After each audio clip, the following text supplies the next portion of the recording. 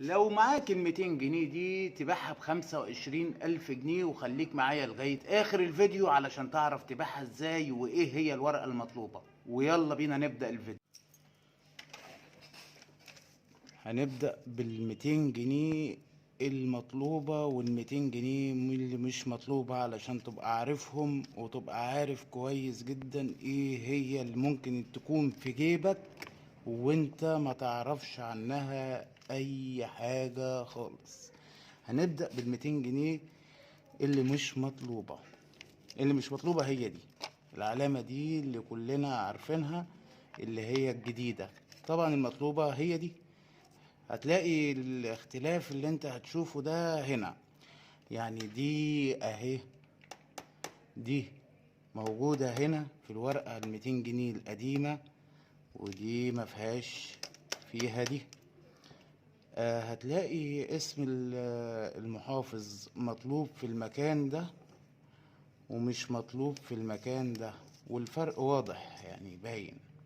هو مطلوب هنا في المكان ده، هنا دي تحت، هم عاوزينها فوق زي كده. الرقم اللي بيبقى موجود في ال200 جنيه القديمة بتبقى هنا تحت، امال الرقم ده موجود فوق، دي اللي مش مطلوبة. خلينا بقى نروح على الالوان، يعني تحس ان الالوان هنا زاهية اكتر من دي. يعني بص، تحس ان دي بهتانة ودي زاهية كده على الرغم ان دي القديمة. بس ما علينا، خلينا نجرب في العلامات دي. العلامات دي اعرض من العلامات دي، باينة اهي، باينة جدا. دي عريضة ودي رفيعة شوية. كمان تاريخ الإصدار هنا 2012.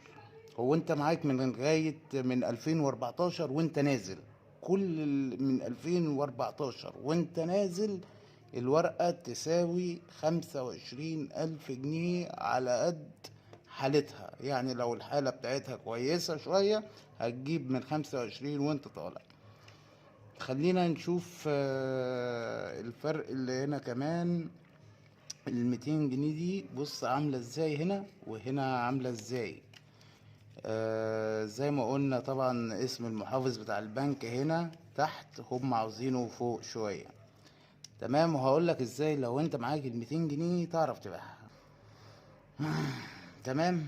هنيجي هنا في هو كلام شايفينه يا جماعة اهو، اقرب لكم عشان يبقى باين كويس جدا.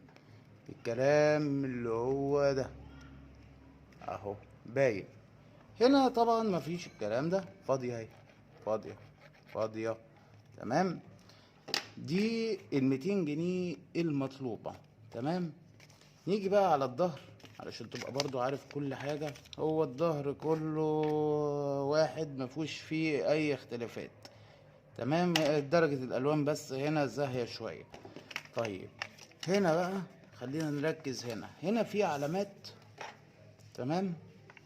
في ال200 جنيه دي زي ما قلتها لكم، يعني لو معاك الورقة دي تبيعها ب25,000 جنيه. الموضوع بقى هنا ان في فيديوهات كتيرة قوي منتشرة عن الورقة دي اللي بتتباع ب25,000 جنيه، وانا بصراحة يعني مستغرب. فلو حد متأكد من المعلومة يا ريت يعرفنا، وبمسي عليكم مساء الفل عليكم يا جماعة. ما تخليش حد يقول لكم ان الفيديو ان الورقه دي بتتباع ب25,000 وهي ما بتتباعش باي حاجه. ما تخليش حد يقول لكم كده وتصدقوا الناس. اشوفكم في فيديو جديد. واللي عجبه الفيديو بقى ما ينساش بقى لايك وكومنت ويقول لي ايه رأيه في الكلام ده، وهل فعلا ال200 جنيه دي زي ما الناس بتقول بتتباع ب25,000 جنيه، ولا ده كلام في الهوا.